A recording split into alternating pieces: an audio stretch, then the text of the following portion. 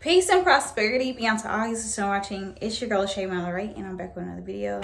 And guys, the biggest thing to a journey is along the journey you want to lend a hand.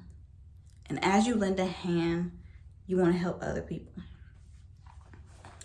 Lending a hand along the way, as you climb up the ladder, as you get to the point of success, as you get where you plan to be in life, help people along the way.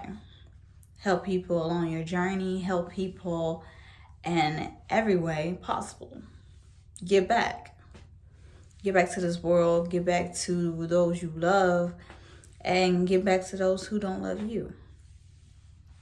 Give back. Lend a hand. Help others in need. Help bring other people up to your level. Help other people go up beyond your level. Help people elevate, and you also elevate too. Help people around you see the better versions of themselves in you, but also the better version of themselves in themselves by pointing out their good characteristics or telling them, hey, if I could do it, you can do it too. Like encouraging people along the way. Help people find their inner strength by encouraging them, helping them,